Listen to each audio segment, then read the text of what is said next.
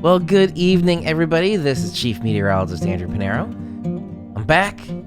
Had a couple weeks off, well, a week on vacation, and then really a week just kind of catching up here. But good to be back. Hope you all had a good time as well. Anyway, back to here. We do have some weather to talk about. Now, it was cold and it was windy today. Little rainy yesterday, and then when the cold came in today, a lot of that rain froze. So there was some patchy black ice in spots. I know some people that fell today. Thankfully, they are okay. But that cold is not going away really anytime soon. And the cold, a couple of days before a potential storm, could set up some accumulations. So if we have that cold ground ahead of time, that means if there were any kind of accumulation, it would stick before melting. That's a lot of the challenge in fall, early winter, is if it's not cold enough, the ground's not cold enough, you have to waste kind of a couple of inches of snow to make the surface cold enough for it to support accumulation. Here, the ground is definitely cold enough, so any snow will stick. But are we even getting snow? Well, let's take a look at that. So let's head over to the computer here. All right, let's start by taking a look at some things. So wind advisory is still in effect for, it looks like, Connecticut, Suffolk County, going into New England even. So we got most of it, still Connecticut there, Rhode Island, Massachusetts, all still in a wind advisory. And going a little bit west, we do have some winter weather advisories already. We got lake effect snow warning, some hazardous weather outlook. So we do have quite a bit out there happening. That is going to be what's kind of setting up what we're going to be talking about. We do have a little bit of a drought, even though it feels like we're not. There are some areas here that are even in the D2 drought. And if we go up to the legend, let's see, we have severe drought in some areas there, right around Sussex County and Jersey. Heading up a bit more north into Orange, Sullivan County there. And it looks like we might not really make up any of that by the end of the year, unfortunately. Let's take a look at a couple other things here. So what's happening right now? Well, the latest observations from here, which was at issued 0Z. Oh, have anything newer? I don't believe we do. Oh, we do. Cool. So that you saw before. That was this system here. Brought the cold front through, and that's what brought the wind and the cold air. As of this recording, it's 29 degrees outside. Colder as you head a bit more west and a bit more north of the New York City area. So that made its way through, and that brings behind it cold air, high pressure. So we have clockwise rotation. That's bringing down cold air from Canada. That's why it feels like it does. That's out there now on the satellite. We really see pretty clear skies, a few patchy clouds here and there, some low-level clouds over there. On the radar, we're really not seeing too much, and this is kind of what we were seeing on the advisories, the lake effect snow warning. A lot of this is lake effect. But on to the big picture here. So let's take a look before we get to any kind of snow maps, what the situation is. So this is good old tropical tidbits on the 18Z run here. We are going to just advance. The wind stays with us. Maybe some lingering lake effect through Friday into Saturday. Saturday, looks like the afternoon, it starts maybe a little bit more west with some snow showers there. And then this is sort of where the picture comes in. This is 6Z, Saturday night into Sunday. So that's technically 1 a.m. on Sunday. We're starting to see some organization there. And then this next one, it organizes, but this moves a bit more south. So we're going to have a couple of different camps here, and it looks like the GFS is in a more southerly track. So with this, we do have some banding, specifically in South Jersey, going into maybe Delmarva area, maybe stretching a bit into Virginia. There could be some more accumulations out of the entire viewing area. That is what we're going to expect there. And then behind that, more wind, more cold. I know I really don't trust or say to use the 540 line as the freeze line, but you can kind of get an idea of where the freeze line is from the 540 line. And the 540 line is not even in this picture. The furthest line I see is 528 right there. So 540 is way more south. So we know the freezing line is going to be much more south than that, than our area in the Northeast. And beyond that, going into Monday, it looks like it's clear, but again, cold and windy, kind of a typical winter pattern of post-snowstorms. That's what the GFS is showing. And we're not going to show any totals just yet. So here, on the Euro, let's see what it shows. So it's a little bit of lake effect going into Friday, then Saturday. Not organized yet, but starts to organize a little bit more. Now, this is kind of what I'm feeling where this freezing line is going to set up, which is kind of splitting New Jersey and going right over the New York City area there, mostly encompassing and pretty much going to stay for the majority of it, Long Island in the wet part. Then going up into New England, it's going to be a little bit colder. And then going into upstate New York and more west, like in Pennsylvania, it's cold enough to support the snow. Next frame here, 9Z. Now it's much more organized. Now we're seeing a little bit more accumulation there.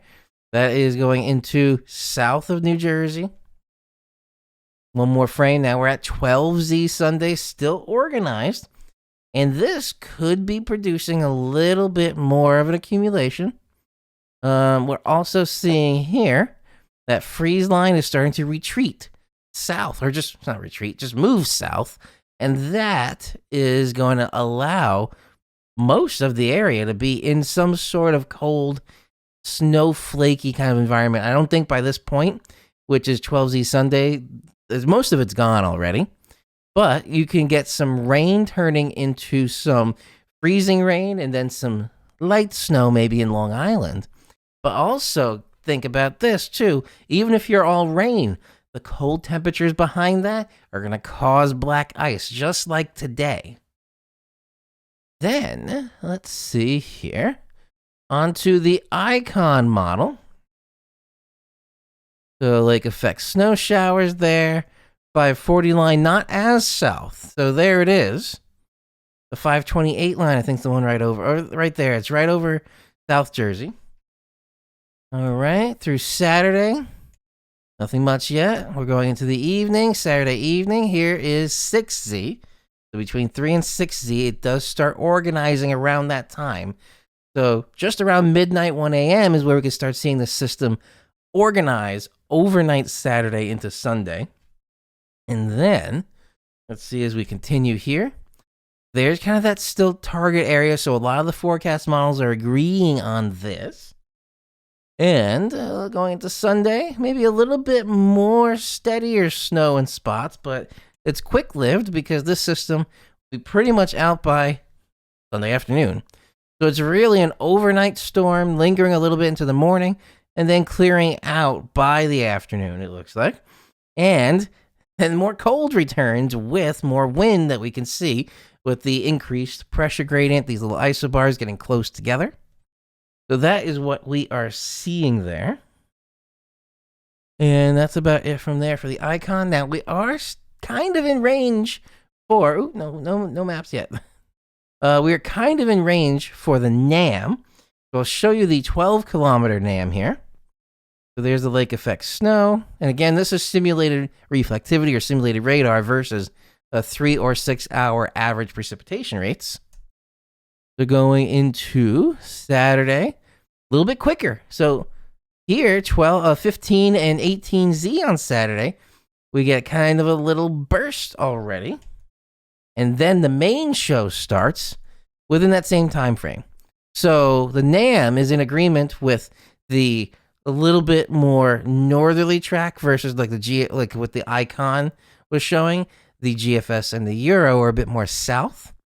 Also, the NAM is colder, but the NAM tends to be colder. You can kind of make out right at the edge, the green and blue. That's where it's thinking the freezing line is. So it's right over South Jersey.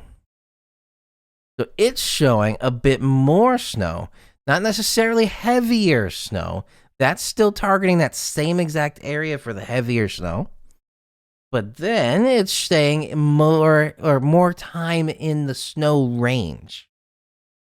And this is going to be out, it looks like, a little bit longer by Sunday evening, I would say. And then there's just lake effect behind that, or a bit of wraparound maybe too. Now the last one that I'll show you is going to be the 3-kilometer NAM. It doesn't go out as far yet, but we can kind of get an idea. So through Friday, again, little lake effects happening. There's more lake effect induced by the beginning of that system. Then going into 5-6Z, that's where it really starts to organize, is right there. And this is still in line. It's showing actually all snow, no rain. Now, I don't think that's the case. What I think is actually a bit more of what the icon model was showing. So let's go back to this. So I think the icon's going to be the closest right there. So starting off, if you're west and northwest and just north of New York City, pretty much just snow. It's going to be starting as snow, but just light snow. If you're east and south of New York City, then it's staying wet to start. But it very quickly drops temperature. So this is a time where it's kind of actually, it's following, not counterintuitive, it's intuitive, where the temperature is dropping through the night, and that's allowing the snow to form a little bit more. Then in the early morning hours, it looks like the storm's out. So by 15Z, that's really the last frame in showing there. 18Z, for at least the tri-state region, is out. For going into Boston and New England, still a little bit there. And then by here, we're seeing by Sunday night, it's pretty much out. Actually, it lingers a little bit around Cape Cod there, but then it stays offshore, and then that brings in some clearer air behind it before the next little clipper system there. But overall, I don't think this is going to be a big total storm. And not everywhere you're going to see accumulating snow. Now, let's take a look at some of these models. So here, GFS, total positive snow depth change. Not much. The highest number in the tri-state region is not even a number. So if you look at the legend down here, anywhere between 0.1 inches and 1 inch. Now going south, there's a 2 right over there. So maybe South Jersey can get 2 inches of snow. Then going a bit more west into, it looks like maybe West Virginia, turning into Pennsylvania. There's an 8 there. I think that's overdoing it. I would still say these 3 or 4s are much more likely. 5 would probably be the highest. There's a green out there, which is going up into, actually green to the blue. That's saying right there, it's turning up to 24 inches. Again, I think that's overdone. Don't think it's going to happen. Then if we jump to, oh, I forgot the euro. So we're going to pull up the euro. All right, so here on Pivotal Weather, total snowfall assuming a 10-to-1 liquid ratio. So going through this Monday, we're going to end right about there. So that is showing by Monday, 1 to 2 inches for most of the tri-state region. There's that little bit there that we were saying is kind of a target. That's showing, looks like 4 inches. Foreign areas there. That spot that was showing originally on the GFS, 24 inches, showing 10. That may be a bit more realistic. Otherwise here, 5-6 inches. That's again a bit more realistic. So for totals, this is kind of what I'm thinking. So I'm thinking totals from the euro, but a freeze line of the icon. So a bit of a mix between these models here. So starting as a bit of rain, then turning to snow for a lot of areas, but light snow except if you're in that Virginia, Delmarva area there. and it's a quick mover because it'll be out by then Sunday afternoon. So, and look, the picture of the icon mixed with the pivotal weather snow totals here.